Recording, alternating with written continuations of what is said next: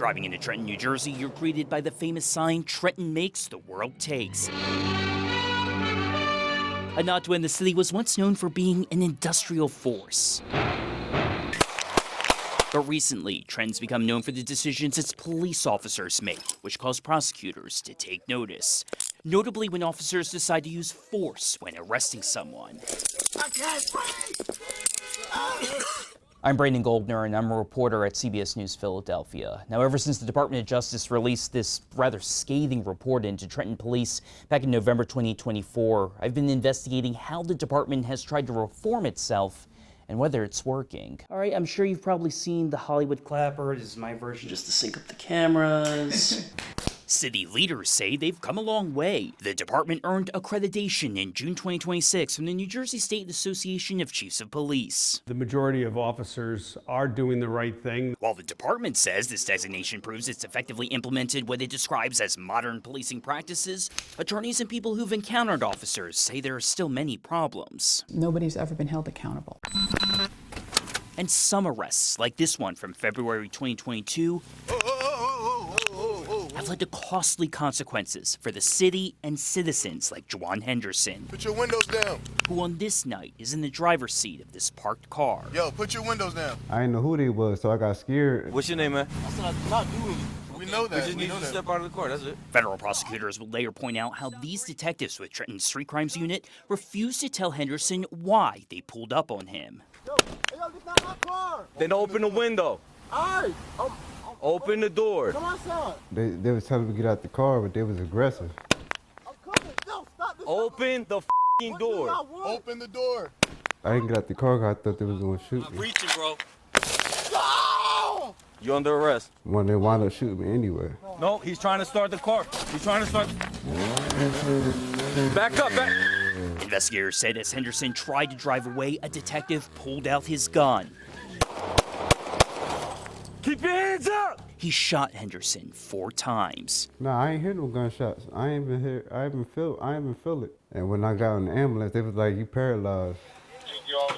Henderson was arrested, though his charges were ultimately dismissed. His attorney says Henderson was unarmed. His arrest warrant at the time shows no weapons charges were filed. It also says no officers were injured. After a while, I assessed it like, at least I'm still alive. Sergeant wants the scene pushed all the way down. But federal prosecutors found the overall conduct of Trenton officers to be unacceptable. In that November 2024 report, released in the final months of the Biden administration, investigators described a 5-year trend of officers stopping and arresting people without reasonable suspicion or probable cause, while using so much force on people that it violated their constitutional rights. Within this report, the Department of Justice included all these photos from officers' body cameras that took place between 2018 through 2023. The city is 85% black and Hispanic, so a lot of these incidents involve people of color.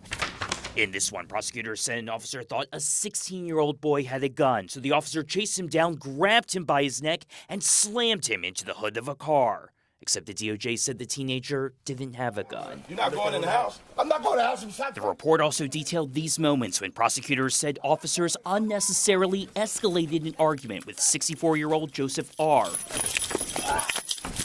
before slamming him into the ground and pepper spraying him. Put your hands behind you. Ow!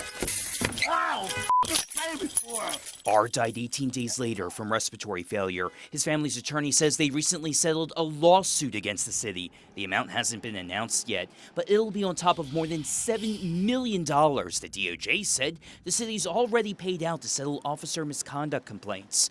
Ultimately, the DOJ recommended 26 changes to the department's policies and training. We take it very seriously to reinforce protecting persons' constitutional rights. We first spoke to Mayor Reed Gussiora in spring 2025 and have since been following his city's reform efforts. Community members have told us they're afraid of the police. While city leaders agreed to work with the DOJ and described how they embraced its recommendations, they still criticized the report for not acknowledging the improvements the department had already made. The majority of our police are doing it with the best of intentions, trying to protect the public and to narrow it to a handful of officers that shouldn't reflect the whole department. He says officers must now undergo more training. The department restructured its Internal Affairs Bureau, and on some calls, they're being paired up with mental health professionals to better interact with those who have mental illnesses. So we have already made much of the recommendations that the DOJ has laid out for us. And they're actually no longer required to make any more changes. So help me God. Congratulations, Mr. President. Shortly after the report's release, Donald Trump once again took office and brought in new appointees, including at the DOJ's Civil Rights Division. In May 2025, the DOJ dismissed lawsuits against Louisville and Minneapolis' police departments, while tossing out investigations into other departments, including Phoenix, Memphis, and Trenton. A Department of Justice spokeswoman says it retracted its findings into Trenton after prosecutors re-examined whether records used in that original November 2024 report met, quote, sufficiently rigorous investigation and appropriate application of the law. She didn't identify which specific records prosecutors were concerned about. During this time, I've been closely tracking this massive spreadsheet that's maintained by the New Jersey Attorney General's office. And since October 2020, it's been updated monthly, and it contains at this point now more than 100,000 lines of data, and it tracks every single time a New Jersey police officer uses force, from their fists to their firearms. Trenton's Police Director Steve Wilson says since the DOJ released its report in November 2024, the number of incidents when his officers used force dropped 32%. That does bear out when you compare the total number of incidents for 2024 and 2025.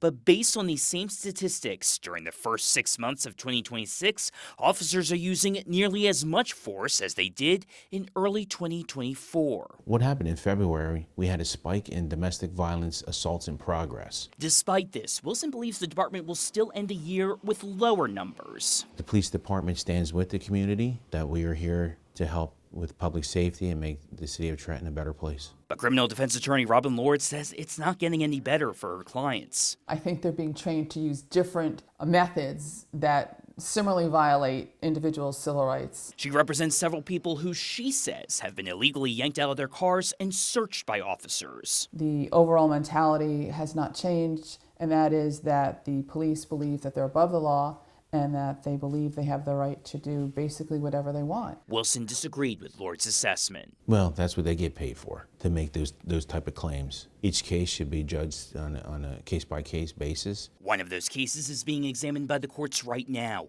A Mercer County grand jury indicted veteran detective Aaron Bernstein in April 2026 on allegations he violated the state's use of force policy when he pepper sprayed a man and then lied about the incident in court documents. Bernstein's criminal defense attorney also happens to be Robin Lord. She wouldn't make him available for an interview because the case is still pending. She says the man who was sprayed had threatened Bernstein, and the sergeant later signed off on his decision to use force. She argues the department is retaliating against Bernstein because he's in the middle of suing them, claiming he was the victim of anti-Semitism. Some in the department admit the officers themselves need to change. People we've spoken to, many of them are saying that you all, the officers, need to do better.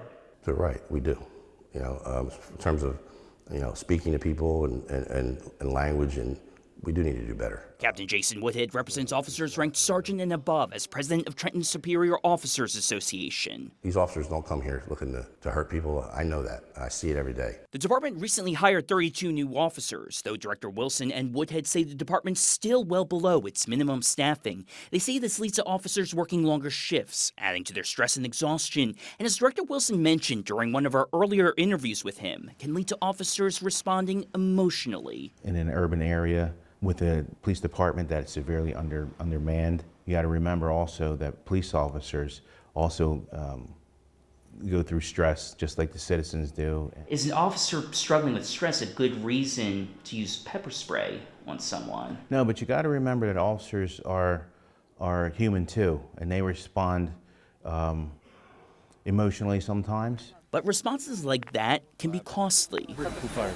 I fired. A grand jury determined the detective who shot Henderson was justified in his decision. A law enforcement expert brought in by investigators found the detective reasonably feared for the safety of his colleagues. May I have a motion to approve the consent agenda this evening? So moved. Second. Still, the city council agreed to settle a lawsuit Jajuan Henderson filed for $3 million.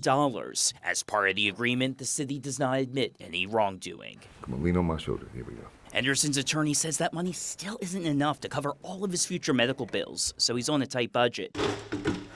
He's now working to regain his strength. I was just happy that I can still be in my daughter's life.